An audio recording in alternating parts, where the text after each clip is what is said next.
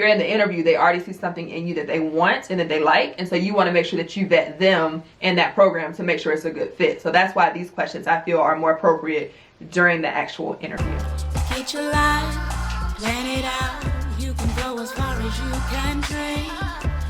Edges lay, curls popping. She's a doctor of pharmacy. Hey y'all, and welcome back for another video. So I wanted to do this video to help you in preparation for the interview season for residencies. So if you're interested in learning what questions should you be asking during your interview, specifically to the residency directors, the RPD, your preceptors, and then also the current residents. So if you're interested in learning what questions you should bring with you to your interview, stay tuned. So before we get started, if you're brand new to my channel, my name is Bianca, also known as Dr. My Curls, and I am currently a clinical pharmacist practicing in the ambulatory care space. So if you have any questions about pharmacy, if you want to learn more about the profession, I do have a pharmacy playlist that I will link below. Please check those videos out. I have residency interview tips. I also have background on what is a pharmacy residency if you're not familiar with that. And then I definitely have videos on general knowledge about pharmacy school, pharmacy as a profession, how much do we make in different fields, and all of that. So if you're interested in learning more about pharmacy, I will leave that information below. But the reason I wanted to do today's video is because I feel like when I was doing residency, I didn't always know what questions to ask during the residency interview. And when they ask you what questions do you have, you always want to make sure that you have questions for them to show that you're engaged and that you want to learn more about the program to make sure that that program is the right fit for you. So today's video is going to be broken up into 3 sections, and I will have the timestamps below. So if you're interested in only one section, please don't hesitate to skip ahead. But the first section will be residency director questions. So what questions do you ask for the person who's in charge of the whole program? The first question that you should ask, and it doesn't have to be in this order specifically, but what job placements do the past residents have? Now, this question will allow you to see, once you complete this residency, if you were to select that site, these are some of the job opportunities that would be afforded to you. Now, granted, it's not an all-inclusive list, because of course you can go out and create your own position based on the skill set that you have. But say for instance you ask and they say, well, actually we're still in the process of placing some of our residents from the last 2 residency cycles. That's a red flag, right? Because now you're saying that I can complete my residency here, spend an extra year here with you after graduating from pharmacy school and not be guaranteed a job. That's not what you want. You want to set yourself up to be able to land a job. Now, what you're really looking for is, A, do they keep on their residents? What if they say, well, actually, we've hired on our last 4 cycle of residents and we've created positions for them here within our healthcare system. Okay, that's promising, right? Because if you want to work there, if you want to stay in the area, or if you're interested in staying on board because you enjoy the team and the experiences in the clinics, that will be a plus for you. So definitely ask, what are the job placements? Before you ask though, definitely check the website. A lot of times that information is on the websites, so you do want to check that first before you ask. The second question I always ask, and again, it doesn't have to be in the order, but what are any major changes that you foresee occurring in the next 12 months? Pretty much, as I'm a resident, if I were to accept this program, are there any major changes that the program is going through? What about accreditation? If the program is getting their accreditation done that year, that could be something that you want to know.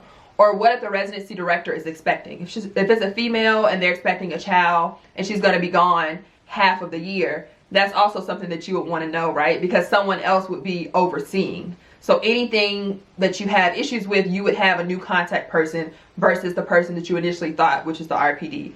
Or what if they're leaving to take another position? All of these things happen, and so you want to make sure, instead of saying any red flags that I should be aware of, you don't want to ask it like that, but any major changes that you foresee occurring or happening within the next year, that's a way that you can ask that question and still get the same answer. And the last question that I always want to make sure that you ask for the residency director is, what does the orientation look like? And a lot of different programs set it up differently, and this will depend on what type of needs you have as a resident. So sometimes an orientation will be a full month, and so you don't start going to the clinic alone until after that first month. So most programs start in July, so the whole month of July you're rotating through each of the sites, excuse me, and you're getting a warm welcome. You're seeing what the day-to-day tasks look like. You're getting your feet wet, right? You're not fully diving in. Whereas some programs, they give you 2 weeks of orientation. So very large difference, right? So you want to make sure you know exactly what the orientation looks like and what you would be expected to do as a resident. So that wraps up the RPD, or Residency Program Director questions. Now we're going to move into the Preceptor questions. The Preceptor interview can go one or two ways. You can have a one-on-one with one of many preceptors. So you might get randomly selected to have an interview with, say, the internal med preceptor, versus some programs will have a group style interview. So you will get to see all of the preceptors in one setting. So tailor your questions depending on what style interview that you have. But you definitely want to know what is the preceptor's teaching style. And what you're really gathering from that question is, how do they, or how are they going to treat you as a resident? Are they expecting you to come in and know everything? Are they going to baby you and hold your hand the whole way?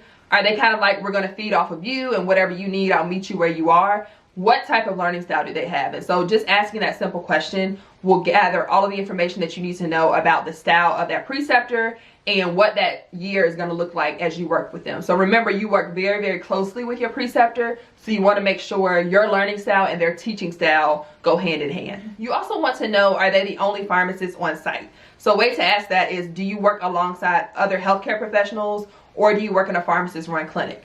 And so that will help you gather, okay, will I be working with social workers, nurses, physicians, nurse practitioners, or is it all pharmacists and myself? That might make a difference on the experience. And then you can also ask to allow them to explain a day-to-day or a typical day in the clinic.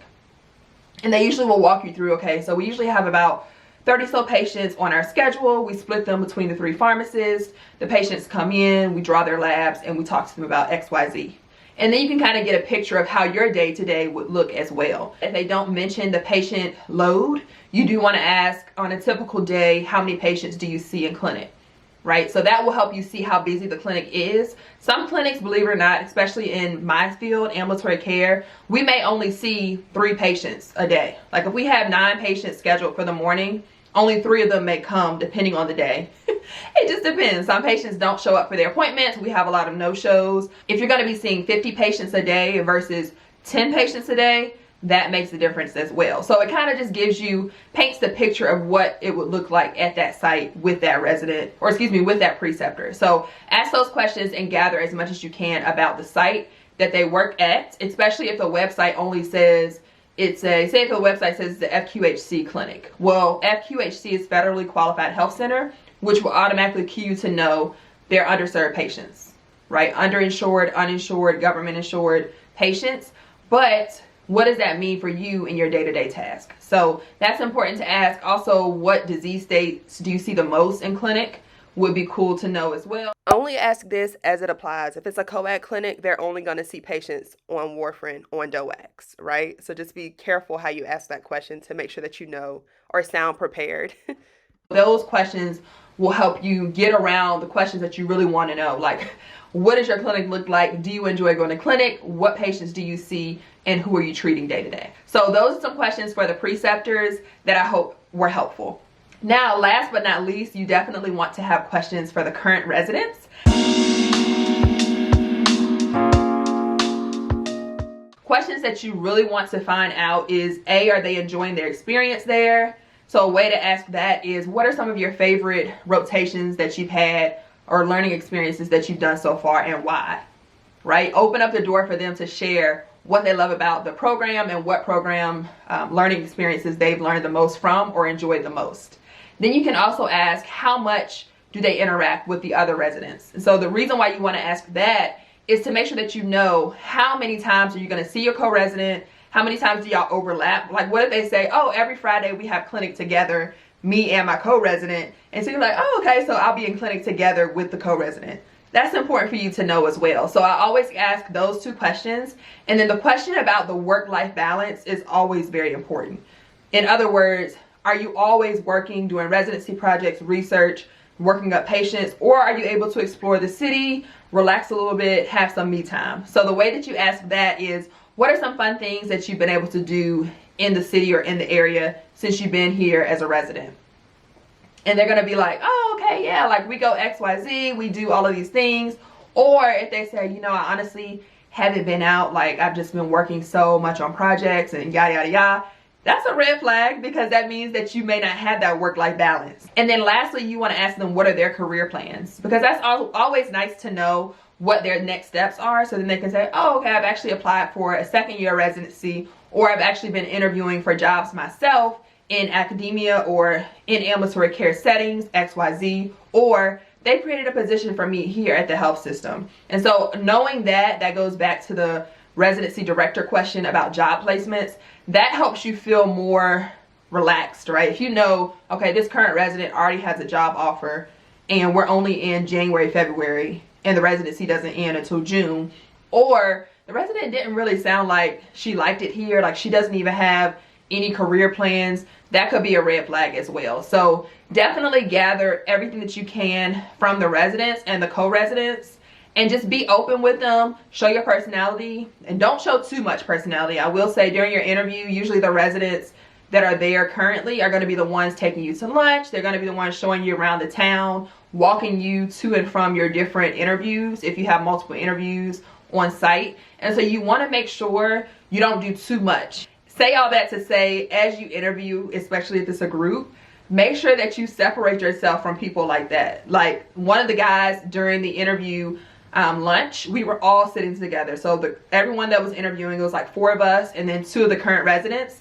And I promise you, I'm not exaggerating. The same guy that was yelling about lunch, he was also the one at the table like, yeah, I have 4 more interviews. And I mean, I can't wait to get to my next interview. Do you guys have any other interviews? Like, there are so many other things that you can talk about at the table. Do not talk about interviews that you have outside of the one that you're at. Like, you want to make that program feel like this is your top program. You really, really love them. Now, if you really don't fake the funk, but definitely show you're passionate about it. Show that you love their residency, love the experiences, whatever you love about it. Make sure they know before you leave, and that will leave a really good impression. You don't want to leave a bad impression. I promise you, they will never forget that. Like, I laugh thinking about it to this day because it was so embarrassing for him. But anywho, I digress.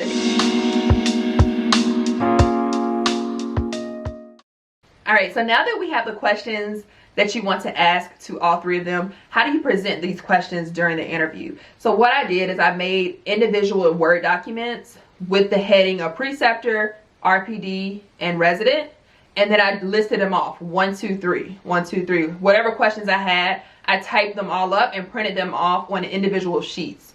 By printing off all of those sheets, it really allows you to be organized, number one, not only for yourself, but they also notice. I had a lot of compliments during my interview season of people saying, wow, you're really organized. And that's a trait or skill set that you want to present. Now, if you work best in a different system, whatever system works for you, I'm just sharing what worked for me. And from that, I was able to take notes on each individual sheet as they answer the questions. So if you're interviewing with multiple preceptors, it's okay to ask those same questions because all of them will have different teaching styles. Maybe they might overlap some, but you know what I mean? You're gonna get different answers asking the same questions to different people. So don't hesitate to overlap some of the questions if it's in the same category. So for instance, if your residency director is also a preceptor, then you can ask what their teaching style is.